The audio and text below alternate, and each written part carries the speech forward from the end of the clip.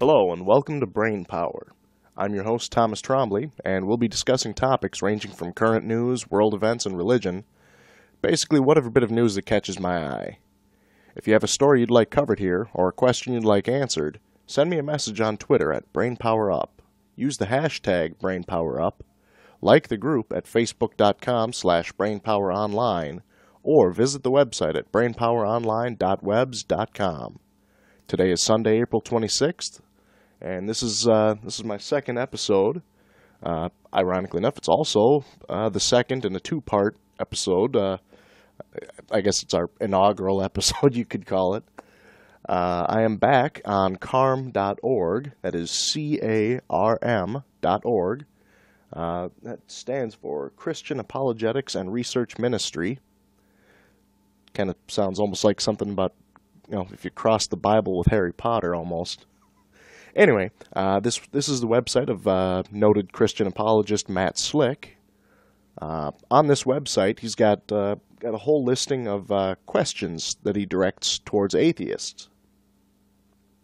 The basic idea behind these is he claims that no atheist can properly answer these questions. These questions are kind of designed to make an atheist question their own beliefs, and he's basically trying to get us to believe in Christianity. He's trying to convert us. All right. Well, like I said, he basically believes that no atheist can answer these questions. Well, in the words of the great Barney Stinson, challenge accepted. Granted, that was kind of a that was a really bad Neil Patrick Harris impersonation. I can I can admit to that, but still, anyway, we're going to continue on here. The listing for this section here is questions for atheists based on the morality of reducing harm. It says atheists routinely try and base morality on the idea of reducing harm because the majority of people don't want to be harmed. Therefore, they say that reducing harm is morally good. If that is the case, then I have some questions. Okay, well, let's dive right in, shall we? Question 1. How do atheists define harm, and what justifies their definition as being the right one? Well, the easiest way that I can think of to describe it really would be anything that reduces good is harmful. There are good things that happen in life, and those are obviously, good. Anything that gets rid of those good things is obviously harmful. So that's the best way I can find to describe harm. And it makes sense to me. But as to what justifies that definition as being the right one, nothing. To be completely honest, there is nothing that makes my definition the correct definition. And once again, I put emphasis here on my definition, just because, granted, a lot of people in the world will agree with me on this point, but not everybody does. So therefore, there really is no right definition. As a matter of fact, just out of a simple sense of curiosity, I'm going to really quick pull up the word harm on Merriam-Webster's dictionary, which I've actually got here on my handy-dandy cell phone here. And what do we have? Harm. Physical or mental damage or injury. Something that causes someone or something to be hurt, broken, made less valuable, or successful.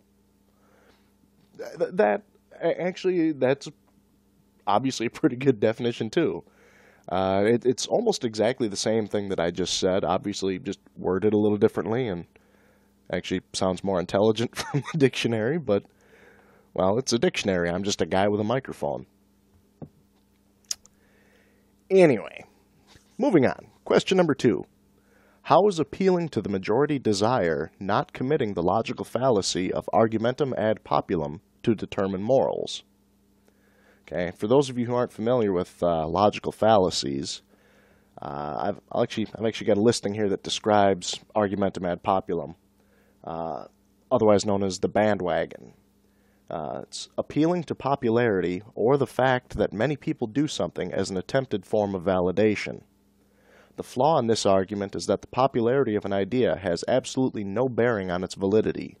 If it did, then the earth would have made itself flat for most of history to accommodate this popular belief.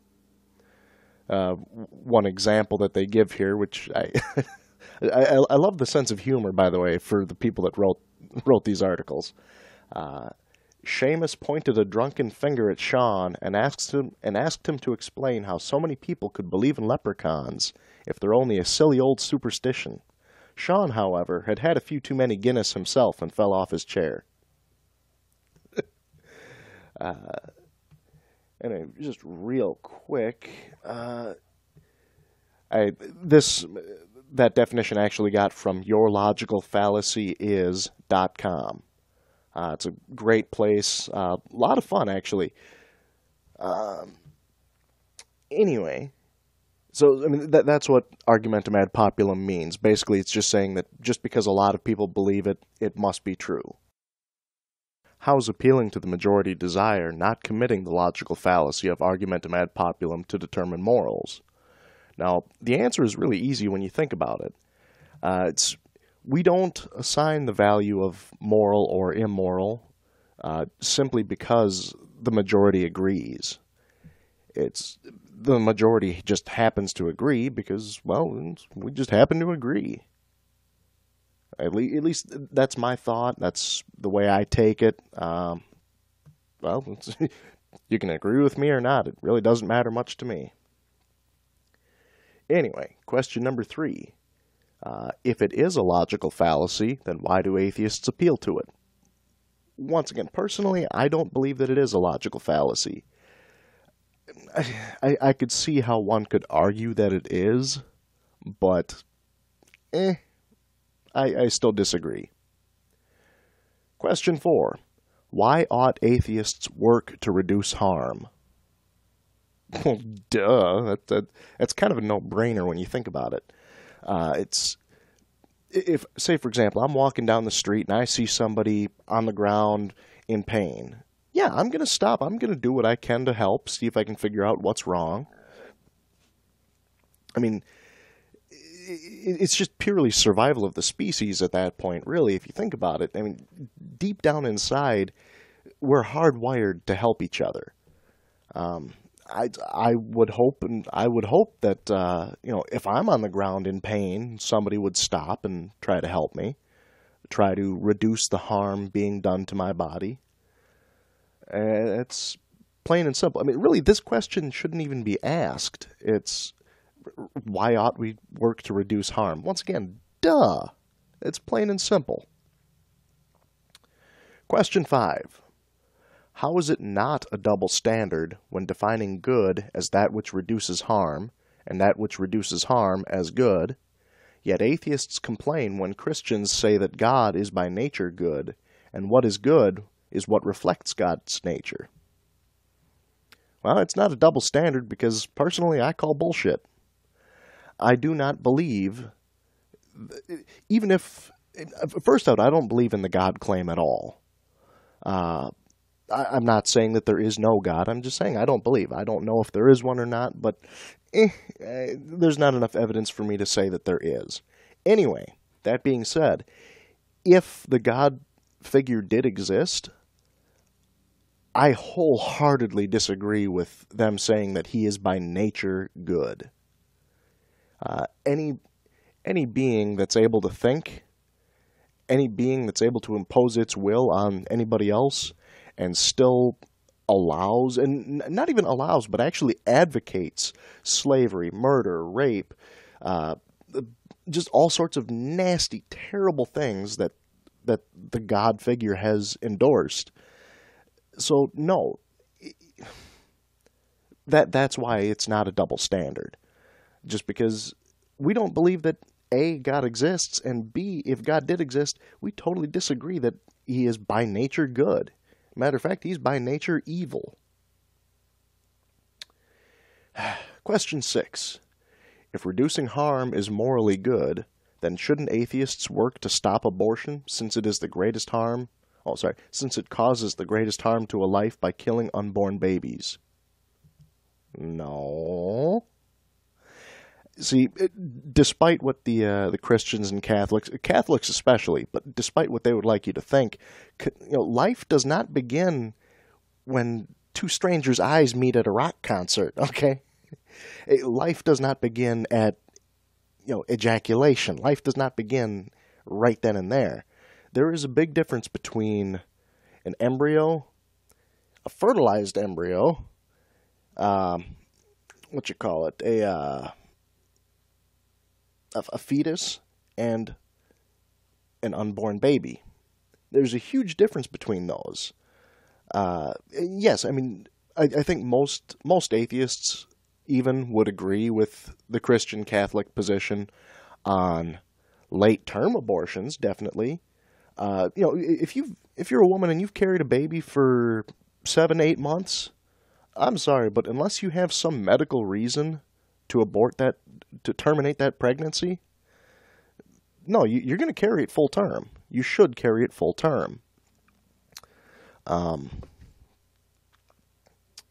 But at the same time, if you just found out that you missed your period and you've been pregnant for 3 weeks, no, you're fine.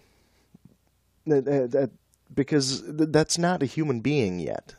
It's still a fetus. It's probably not even a fetus at that point. It's just an embryo. It's a fertilized egg. But yeah, so no, I disagree completely on what defines a human being. Realistically, if the Christians and Catholics and whatnot had their way, if you follow their definition to its logical conclusion, then every single time that a man has sex or a man masturbates, he is killing millions of millions actually. Because let's say a man has sex with a woman and he gets her pregnant. Only one of those little sperms actually becomes a fully formed human being. The rest of them all die, but they were all potential humans. Yeah, so no, I don't buy that. There has to be a more justifiable point where we can determine what is a human and what is still the genetic makeup of just the parents. Oh. Anyway. All right. Question 7. If reducing harm is morally good, then shouldn't atheists be morally obligated to join the military and go to war with radical Islam so as to stop its spread and thereby reduce harm to millions of people? No.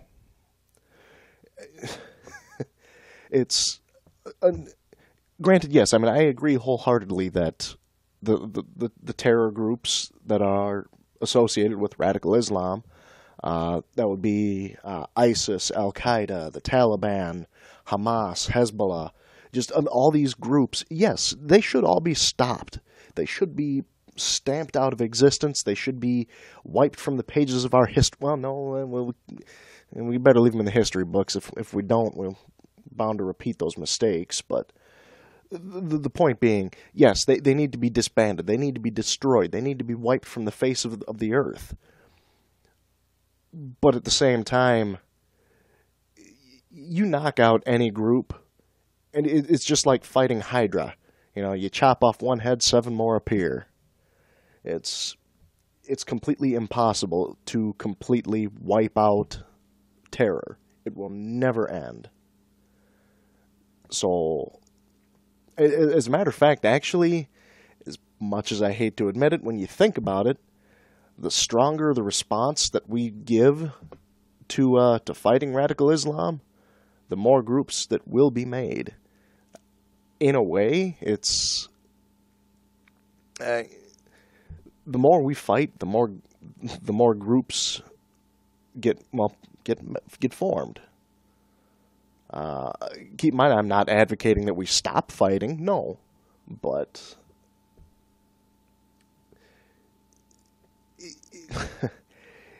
I still don't see it as a moral obligation for every single person to go out and join the fight.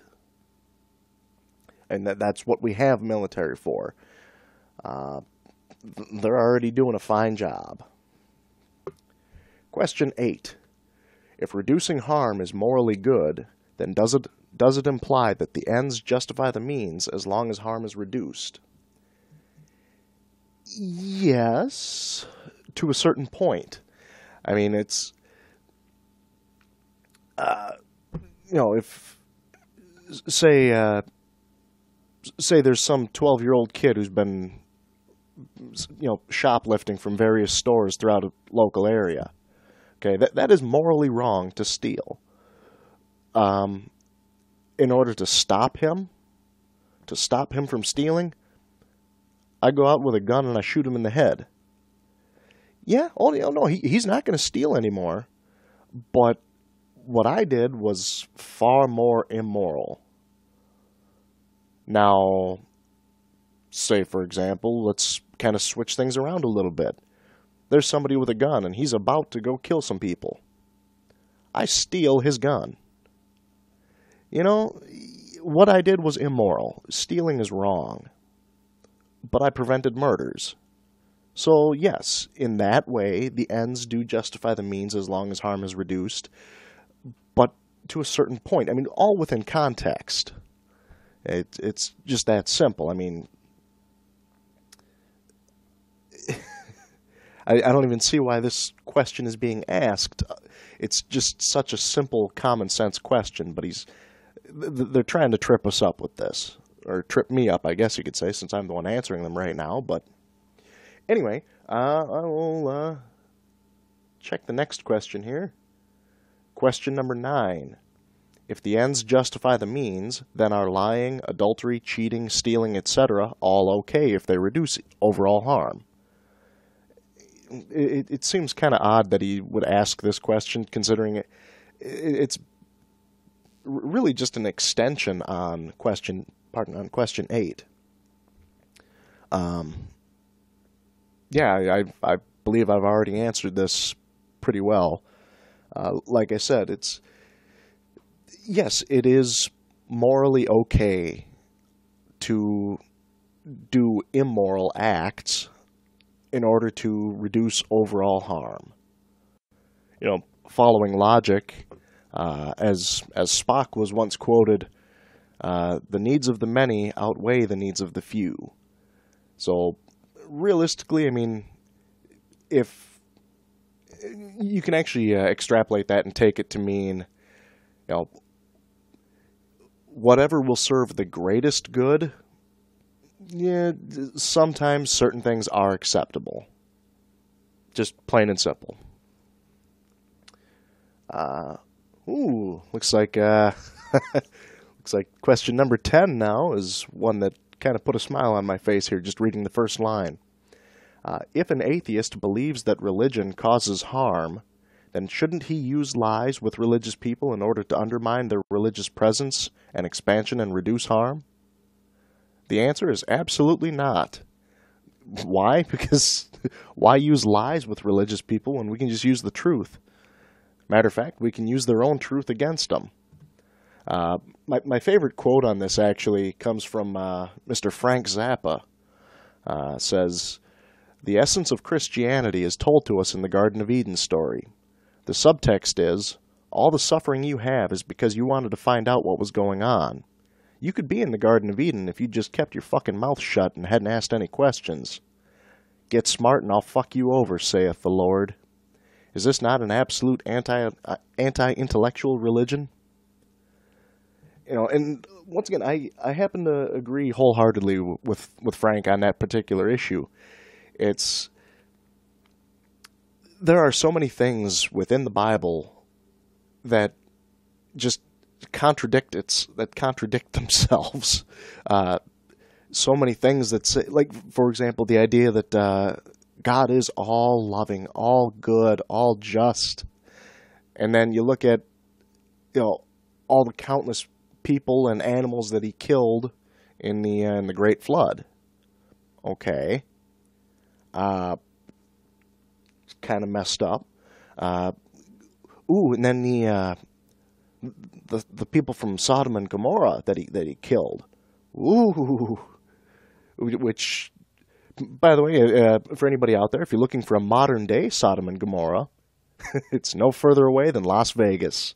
You better go now before it turns into a pillar of salt, though. Woohoo! And that right there. What kind of a loving, just being would, someone that is all good, just pure love, would say, I screwed up. You know what? You guys are gonna die. I just can't buy that. It just doesn't seem right. I mean, that'd be like if you get a brand new puppy and when the puppy poops on the rug for the first time, instead of trying to train the dog and say, hey, you know what, you did wrong, and whatever, you just take a gun out and shoot the dog in the head. I'm sorry, but that's the way God would react, and that's just not right. But yeah, it's basically our job almost, is to undermine the religious presence in the world. But why use lies when the truth just serves equally well? Actually, it serves 10 times better than any lie ever could. Question 11. If reducing harm is morally good, then how many hospitals have atheists built, or wells have they dug, or cultures have they taught agriculture and provided electricity to, etc.? Now, this one here is another favorite question that Christians and Catholics and Muslims and pretty much any member of any long-standing organized religion likes to trot out, because they all think that the answer is zero. Well, when you think about it, you look at a lot of hospitals, St. Jude's Medical Research Center, Saint this, Saint that, Saint God's Memorial Hospital. And the sad part is a lot of the places that have a saint, whatever name connected to them, most people think that they are religious institutions. No. For example, here in my hometown here of St. Paul, Minnesota, there is a St. Paul's Hospital. Sad part is it's only so named because it's in the city of St. Paul. It has no religious affiliation whatsoever. Anyway, once again, let's stick with the hospital example here. For example, New York City, their world famous Bellevue Hospital. That was actually the very first hospital in New York, and that was not a religious institution in the least. It was formed by the, at that time, secular government, because they were tired of waiting, basically, for a religious institution to come in and, do good work, supposedly. But also, I mean, it's that right there, actually, in itself, that is a logical fallacy. Which one is that? The question is, that is called the ad hominem fallacy. That's attacking your opponent's character or personal traits in an attempt to undermine their argument. It's basically saying that, if atheism is the right way to go, if reducing harm is morally good, well, then how come you haven't built any hospitals? Well, even if we hadn't built any hospitals, which, a lot of secular groups have built hospitals, but even if we hadn't, so what? I personally have never built a hospital, but at the same time, I still do what I can to reduce harm. Anyway, question 12. Since Christians build hospitals, dig wells, visit third world nations, and upgrade their technology, thereby reducing harm, then why are atheists increasing their attacks on Christianity? Well, that one is actually a multi-part question with which deserves multi-part answers. One answer actually came in the form of a meme I got on my Facebook timeline a couple days ago. And this one just... yeah, let me read this off here. It says, if I'd uttered 1/1,000,000th of 1% of the dissent I do toward the church several hundred years ago, I'd have been exquisitely tortured until I begged for death. This is not only a commentary on the extraordinary freedom I'm afforded today as opposed to my progenitors, it's a commentary on why I refuse to be silent against your ideas. This shit on this scale will never again be a privilege of Christianity. And that's absolutely true. You know, it doesn't matter what good things religious organizations do, because there are still plenty of bad things to far outweigh the good things.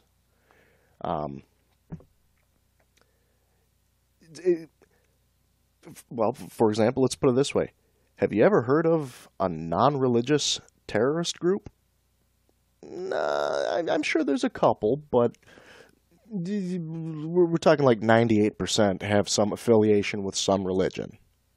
And it's not just Islam. There are a lot of Christian and Catholic groups as well, and not just in the past either. I'm not talking about the Spanish Inquisition. I'm not talking about the Knights Templar. I'm not talking about the Crusades. I'm not talking about any of that. Unfortunately, off the top of my head, I can't think of any. Actually, you know what? No, let me take a moment here. Let me pull up the almighty Google.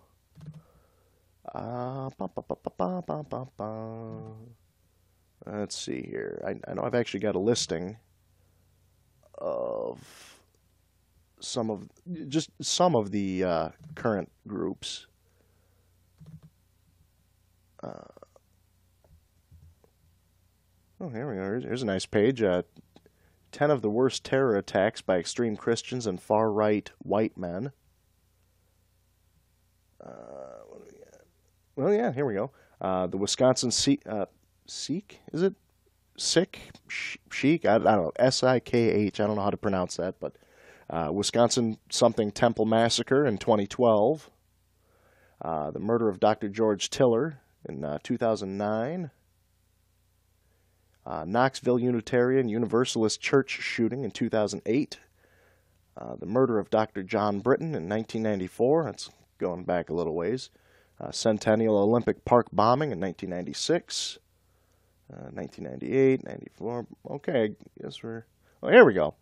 Suicide attack on IRS building in Austin, Texas, February 2010.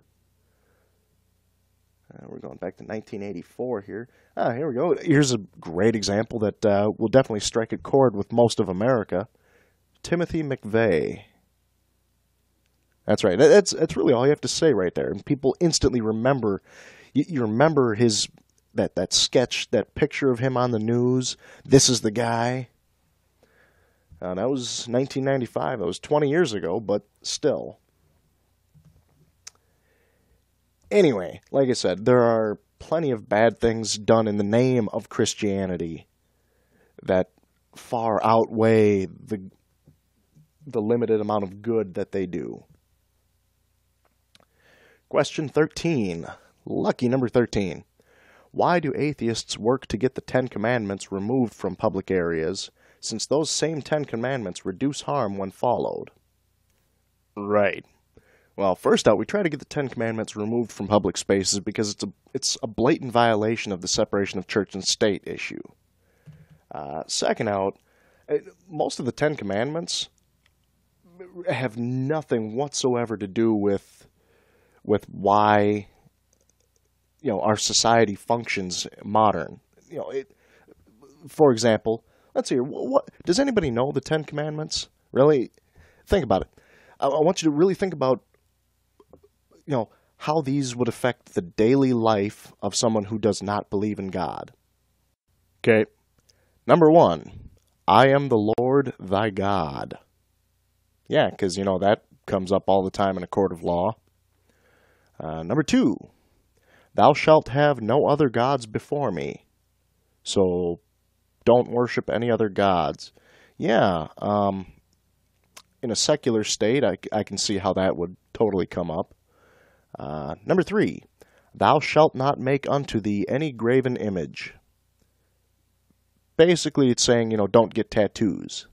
So, according to the Ten Commandments, every single tattoo parlor is immoral.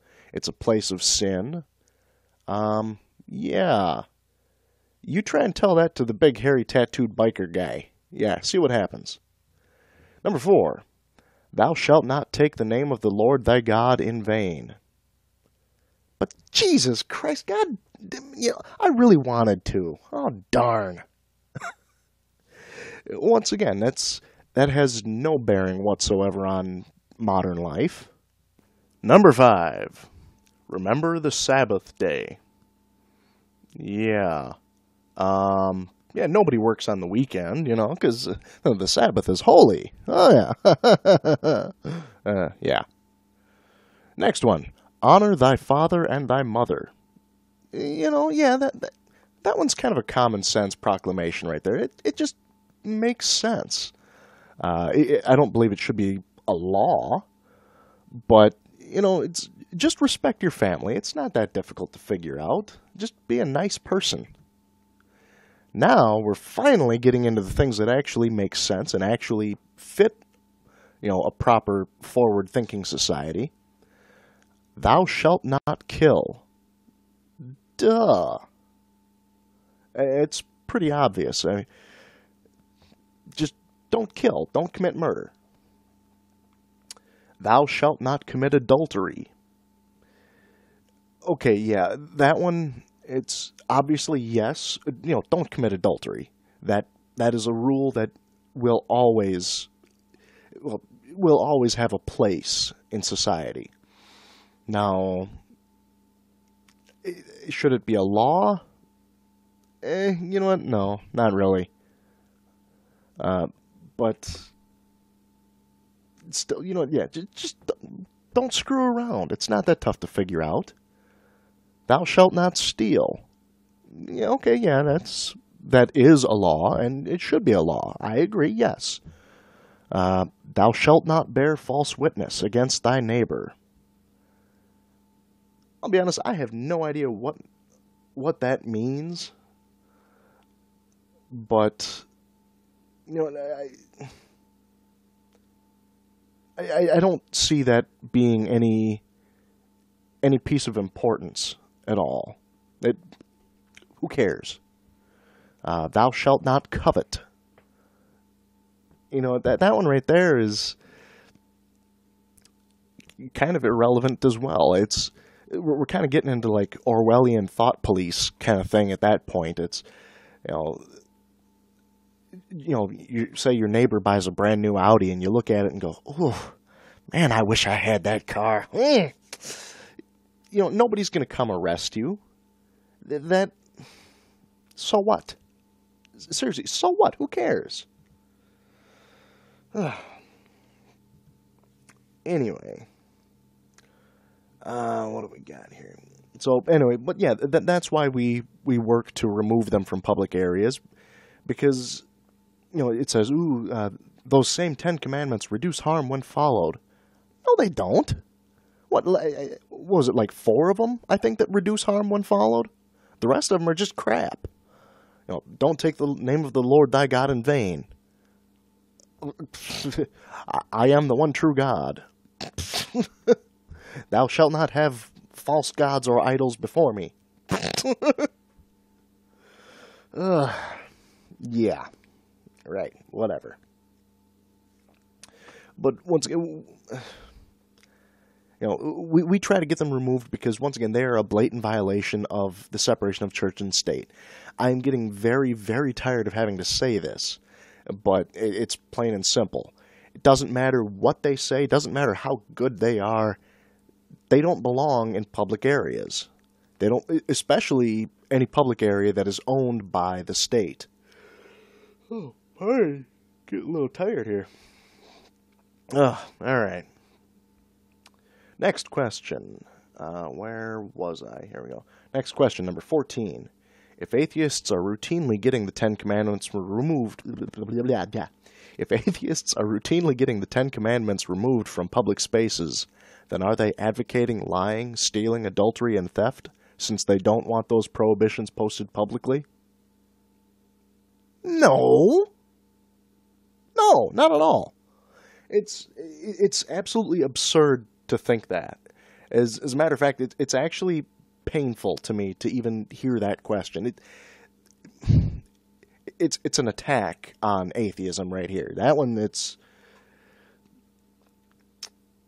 for example, let's say the example of rape. I love this particular example because there is absolutely no one on this planet. Well, I can't say that, but most civilized people can say, no, rape is wrong. Completely and utterly, morally, absolutely wrong. And yet, it's not in the Bible. I don't recall seeing "thou shalt not rape" as one of the Ten Commandments. As a matter of fact, in the Bible, it actually condones rape. I mean, it almost advocates it to a certain point. My goodness, I gotta stop yawning. Gotta get some coffee or something. But it basically says, I don't recall the exact passage. I know it's somewhere early on in the Old Testament, probably Exodus or somewhere in there, because there's a lot of random crap in Exodus. But it basically says, if a man rapes a woman, really the only negative impact on that man's life is he has to pay the father of the woman some money for damaged property. That's it. It's completely insane to me to think that anyone can look at that and say, yeah, that's not a bad idea. Hey, I'm going to go out and rape somebody and, it'll cost me $20. I just got to pay the dad $20 because I broke his daughter's hymen. So, once again, no. Just because we're trying to get the Ten Commandments removed from public places, it does not mean that we are advocating these immoral actions. We don't need it posted in public to know that it's wrong. Most of the laws that we follow, you have to look really hard if you want to find them. Pardon. I don't remember anywhere seeing the laws regarding rape. I don't remember reading that anywhere, like in public. I remember reading it in my civics textbooks. Back in high school, I remember finding it, actually doing a lot of research for this podcast. I found references there, but I've never been walking around the mall and going, hey, what do you know? Right there, there's a sign that says, don't rape anybody. Huh, cool. It doesn't mean we advocate rape. I got to get off this question. This is actually starting to really make me angry. All right. Question 15. What is it about not lying, stealing, murdering, and committing adultery that are unconstitutional? Nothing. Absolutely nothing. Not lying, stealing, murdering, and committing adultery, no, those are not unconstitutional. It's posting them up in a public space in the form of the Ten Commandments that is unconstitutional. Once again, I'm getting very tired of saying this, but it's a blatant violation of the separation of church and state.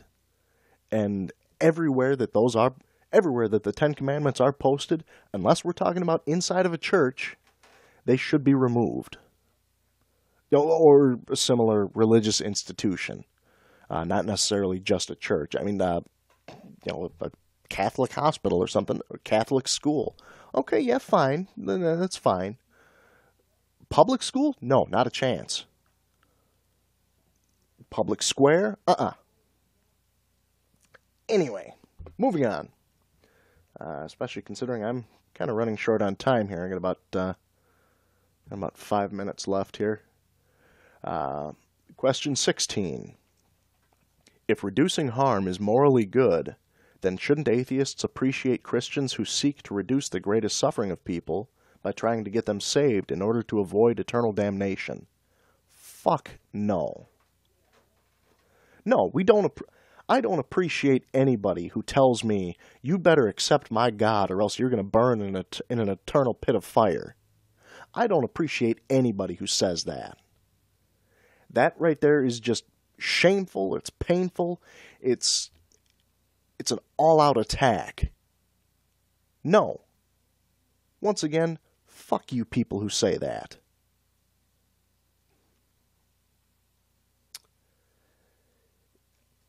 Moving on. Last question.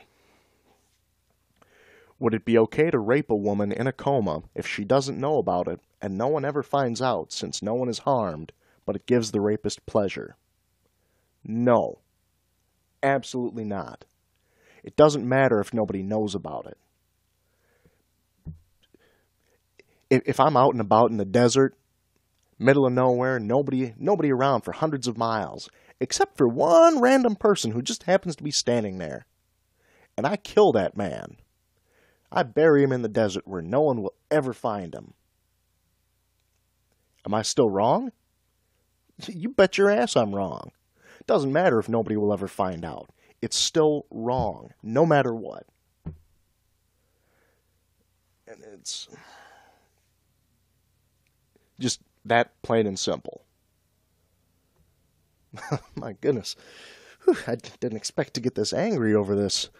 The sad part is I read over these questions before I started this episode, and I didn't have quite this emotional of a response. I do apologize, but this is completely unacceptable and wrong on every aspect, every level, and this is why I fight.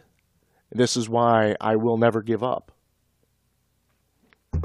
Anyway, I guess I got a few more minutes left here. We'll go ahead and talk about what do we got? Once again, today is Sunday the 26th, so next Thursday, it would be Thursday the 7th, is the National Day of Prayer. Yeah, let me say that again. Thursday, May 7th is the National Day of Prayer. Yeah. The best part is there's actually a secular version of that. It's called the National Day of Reason, or just the Day of Reason, whatever you choose to call it. But anyway, most states throughout the United States, you can actually meet at your state's capital. There will be atheists there, fellow atheists, to protest the National Day of Prayer with the National Day of Reason. I strongly suggest anybody to get out there, and you don't even have to protest. It's actually just a good place to meet other people like yourself, and just engage in intelligent conversations and kind of have a good time. I strongly recommend it to anybody who's interested in a good time.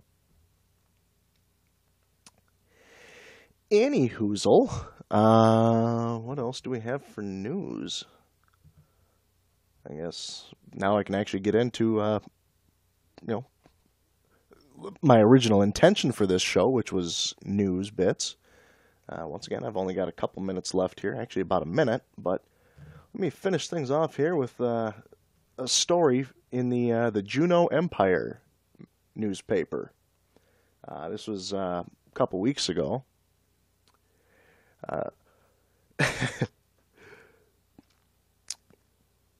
Father Gordon Blue sprinkles holy water on Executive Director Maria Lovashuk and John Pollard in her office during a rededication service of the Glory Hole shelter on Wednesday.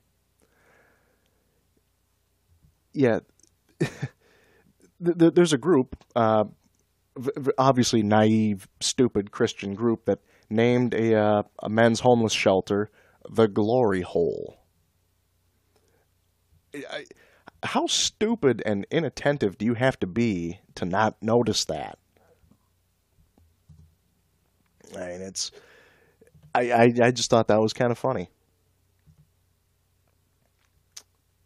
Yeah, well, anyway, I guess that's kind of the end of this episode here. Once again, if you have a story you'd like covered here or a question you'd like answered, you can send me a message on Twitter at BrainPowerUp. Use the hashtag BrainPowerUp. You can find the group at facebook.com/BrainPowerOnline or visit the website at brainpoweronline.webs.com. I look forward to seeing you guys again. I look forward to you guys hearing me again. I will be on next at, what do we got? It will be Sunday, May 10th. So, meantime, have yourselves a good day, I guess.